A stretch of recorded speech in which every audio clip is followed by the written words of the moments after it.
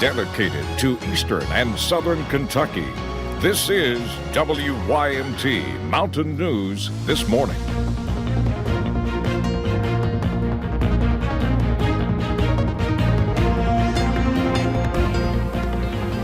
Good morning, and thank you for joining us on Mountain News This Morning. My name is Lacey Roberts, and you are joining me here in my home, as you are probably watching from your home on a live stream or something like that, with many people out of electricity. And let's go ahead and bring in Brandon Robinson to talk a little bit about that forecast, what we can expect. I know it's been kind of chilly, but we may be expecting some kind of warm up. Yeah, I do think we're going to see some warm up as we head deeper into today and tomorrow. And then after that, it'll be a bit of a cool down once again. But this morning, everything is quiet, even though you're seeing in the last 6 hours on the satellite and radar loop a little bit of activity there again. Nothing actually falling from the sky, because if you'll notice, there's not much in the way of cloud cover. You have to have clouds to have moisture actually falling from the sky. We do have some active alerts, though, this morning through 9 o'clock. Freeze warning for most of the area once again this morning, and a frost advisory down to our south there, basically along the Tennessee-Kentucky border and Virginia as well. So all that goes until 9 o'clock this morning.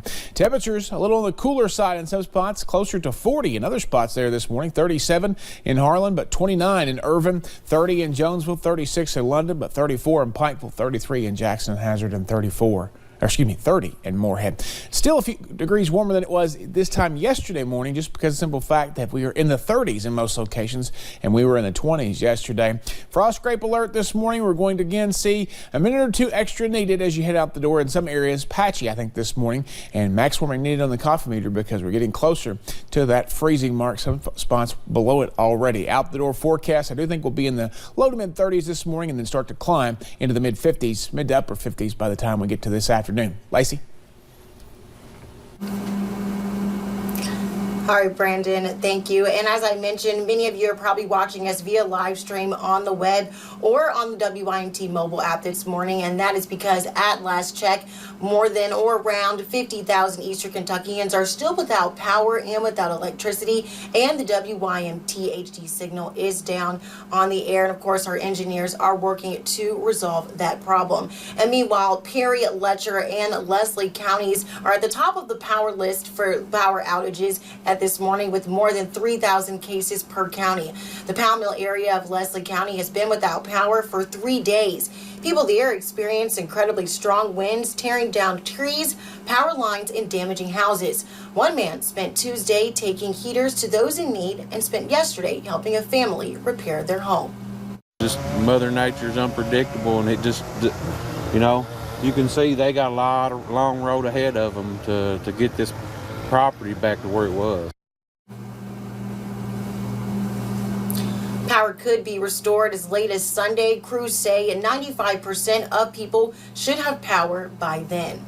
And as crews continue to restore and work to get that power back to thousands of Eastern Kentuckians, others are pitching in and trying to do their part as well. Local officials helped pass out meals to crew members yesterday, trying to provide them with a good lunch since many restaurants are closed. Greg Sparkman with Kentucky Power says they still have a big task on their hands. We've probably got 500 resources in here in the district, counting their right-of-way crews, overhead crews. Sparkman says they have come across nearly 100 broken poles so far, but they are receiving excellent support from others to get help and to get the job done. Now here's a look at the latest outage map. Perry and Pike counties were the hardest hit areas. However, not in Letcher counties were impacted significantly. These two counties, along with Leslie, at the last update, had more than 3,000 people without power. Around 15,000 customers still have no electricity, and some do not have water either. And WYMT is teaming up with God's Pantry Food Bank along with Kentucky Power and Appalachian Wireless.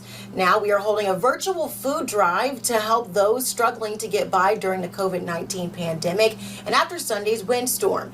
This is not a drive where people donate food. It is a monetary donation that will go to help God's Pantry Food Bank give items to families removing the risk of COVID-19.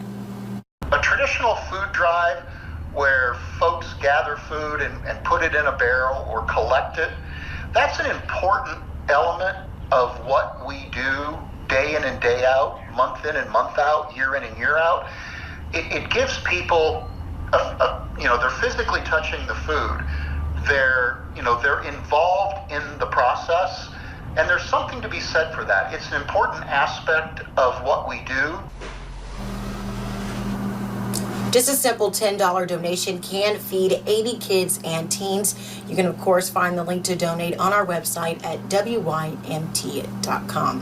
And with many of you struggling not only from the pandemic, but also that windstorm, one organization is helping out across the mountains. Save the Children aims to prove and provide the essentials for those in need and keep food from expiring until the power comes back on. They sent water, ice, games, and other essentials to East Perry Elementary, where families could stop by and get what they needed. And last night, Governor Andy Beshear announced 88 new COVID-19 cases and 7 new deaths. At least 2,291 Kentuckians have now contracted the virus. The death toll is now at 122, but most people will remember last night's news conference for something else. And throughout Governor Andy Beshear's daily COVID-19 conferences, and yesterday, you could hear a large group of protesters outside the state capitol. They are calling on the governor to reopen businesses and let Kentucky get back to work. The loud chants were broadcast across the state, forcing Governor Beshear to acknowledge the disgruntled group. When asked to comment, Beshear replied, quote, "I hope they are social distancing. If not, they are spreading coronavirus." Well, thank you for getting your day started with us here on Mountain News this morning. Coming up, there is a ray of hope in the COVID-19 pandemic, as one Kentucky woman has recovered from COVID-19 against the odds at the age of 103. The forecast features another chilly morning, more sunshine, and then some changes. We'll talk about the full 7 day in about 3 minutes.